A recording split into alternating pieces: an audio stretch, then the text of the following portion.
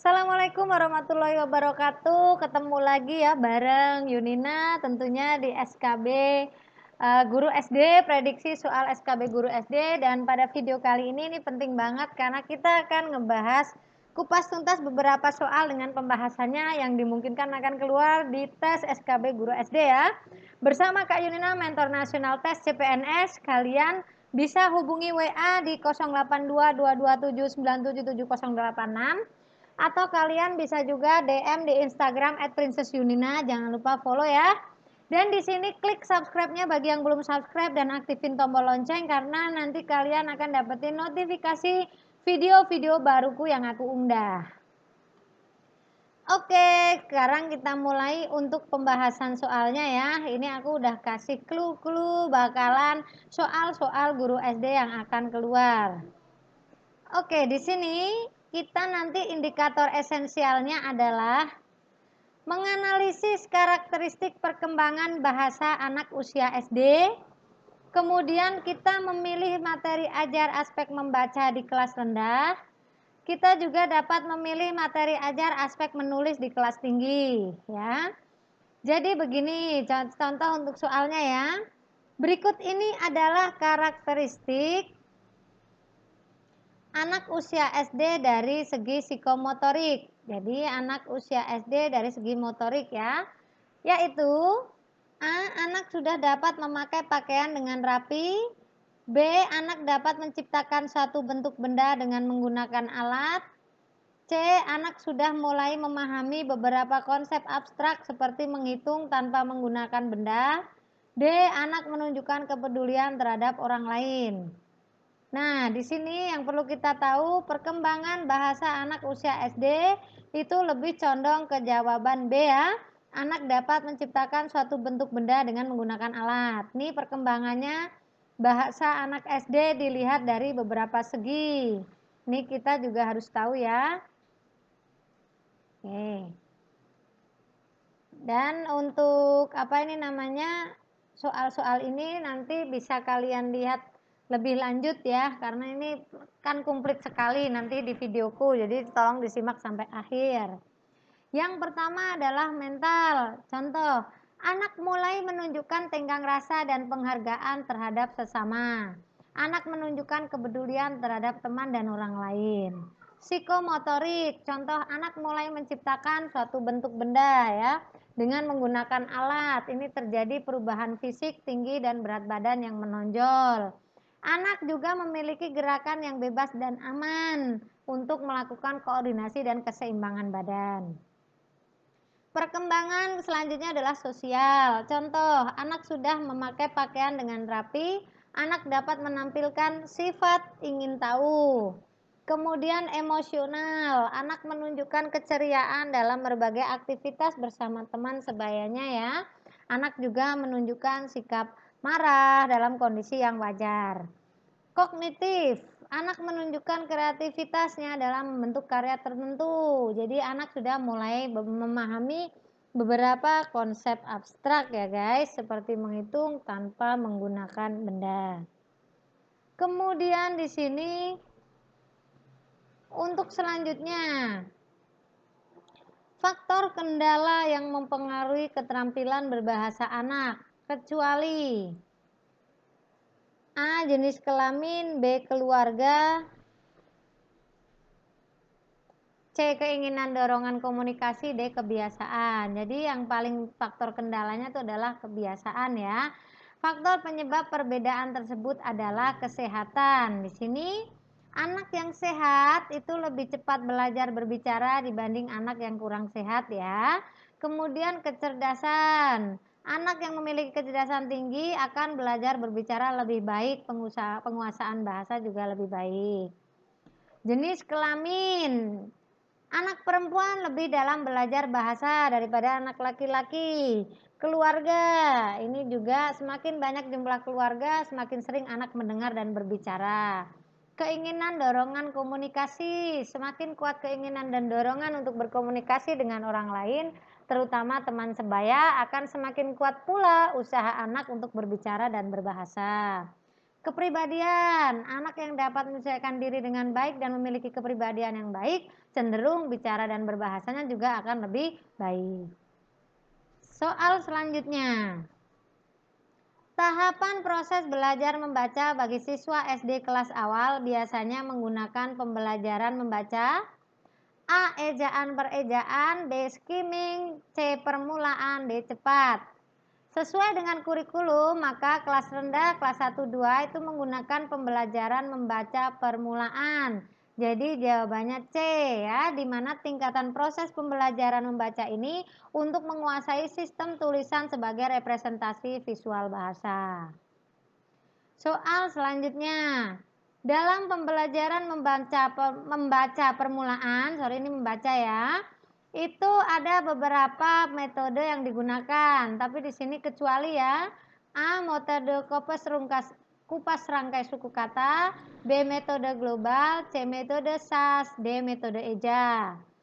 Oke, yang kecuali itu adalah metode eja, karena tidak ada ya metode eja. Coba kita akan lihat dari beberapa metode menulis awal. Yang pertama, metode abjad atau alfabet. Mula-mula guru memperkenalkan huruf abjad kepada siswa dari A sampai Z. Selain yang dipasangkan di papan tulis, masing-masing huruf tadi juga ditulis dalam sebuah kartu. Jadi kita latihan memakai kartu. Yang kedua, metode suara. Phonic method. Metode ini merupakan penyempurnaan dari metode alfabet. Pada metode ini bukan abjadnya yang diajarkan, melainkan bunyi-bunyi bahasanya. Jadi kita suarakan dengan ucapan. Yang ketiga adalah metode kupas rangkai suku kata. Berbeda dari metode abjad di atas, metode kupas rangkai suku kata ini dimulai dengan pengenalan kata terlebih dahulu. Mama, contohnya seperti itu, baru dikupas. Kemudian yang selanjutnya adalah metode cerita. Metode cerita ini pelaksanaannya dalam mengajar membaca permulaan di awal dengan menghafalkan cerita atau sebuah puisi. Cerita ini diuraikan menjadi kalimat-kalimat sampai kata dan menjadi huruf. Atau metode global, menurut teori Gestalt, suatu kesatuan lebih bermakna daripada bagian-bagian. Metode global dimulai dengan mengenalkan kalimat utuh kepada siswa, contohnya ibu makan nasi disertai gambar dan sebagainya.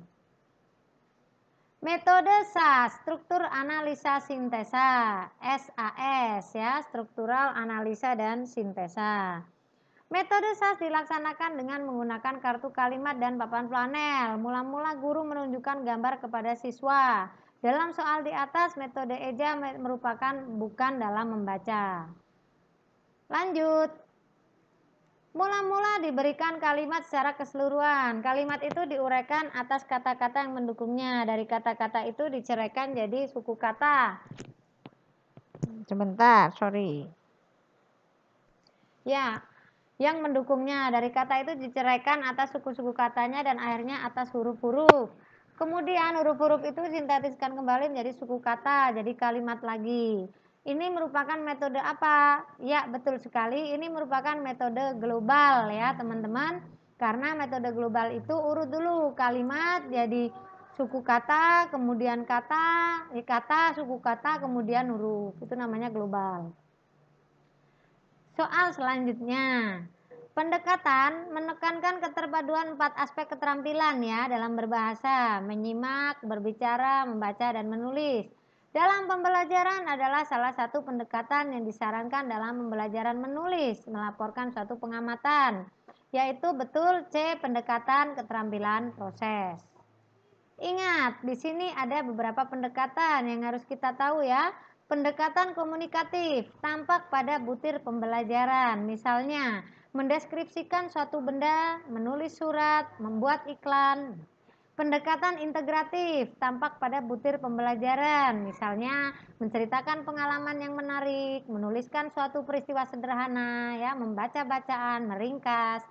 Pendekatan keterampilan proses tampak pada butir pembelajaran, misalnya melaporkan hasil kunjungan, menyusun laporan pengamatan, membuat iklan, menyusun kalimat acak menjadi paragraf yang padu. Yang keempat, pendekatan tematis tampak pada butir pembelajaran, misalnya nih, menulis pengalaman dalam bentuk puisi atau pidato. Yang soal selanjutnya, Teknik menulis cerita terdiri dari hal berikut kecuali A. Menjawab pertanyaan, B. Membuat kalimat, C. Substitusi, dan D. Persuasi. Kecuali adalah persuasi. Ingat, teknik menyusun cerita dilakukan dengan cara menjawab pertanyaan, melengkapi kalimat, memperbaiki susunan kalimat, memperluas kalimat, substitusi, transformasi, dan membuat kalimat. Kemudian kita memasuki soal selanjutnya.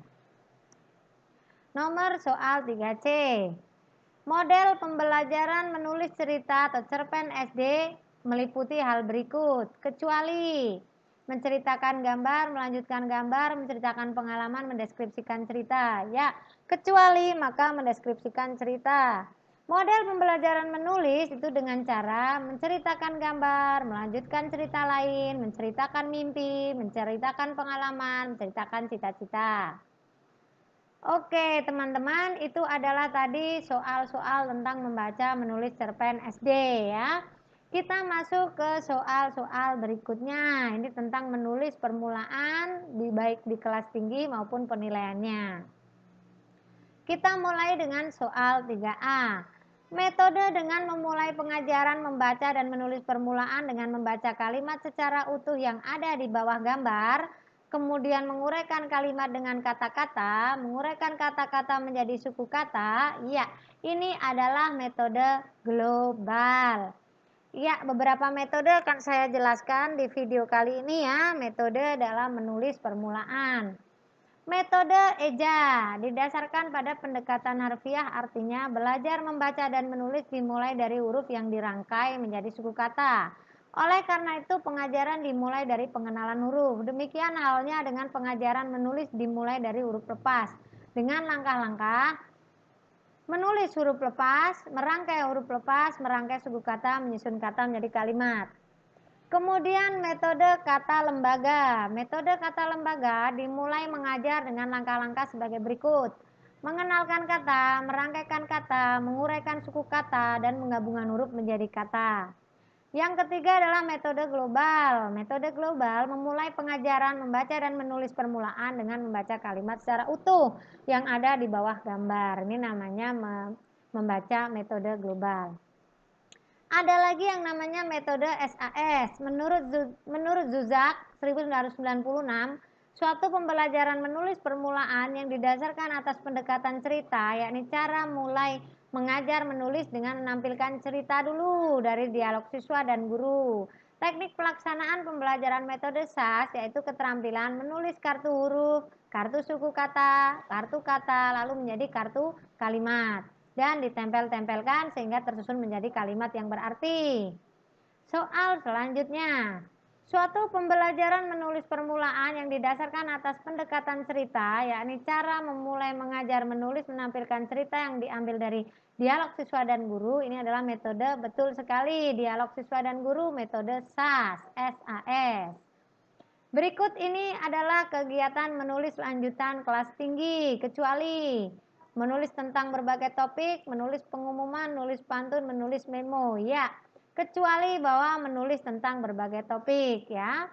Pembahasan teknik menulis di kelas tinggi ini dikelompokkan jadi dua. Menulis cerita dan menulis untuk keperluan sehari-hari. Menulis cerita, teknik menyusun kalimat dengan menjawab pertanyaan, memperbaiki susunan kalimat, substitusi, transformasi, membuat kalimat ya, tidak memperkenalkan cerita. Yang kedua adalah menulis untuk keperluan sehari-hari, bisa menulis surat, pengumuman, formulir, iklan, riwayat hidup, ini kan untuk keperluan sehari-hari. Model menulis cerpen di kelas tinggi itu juga bisa dengan menggambarkan, menceritakan gambar, cerita lain, mimpi, dan pengalaman. Bisa juga menceritakan tentang cita-cita.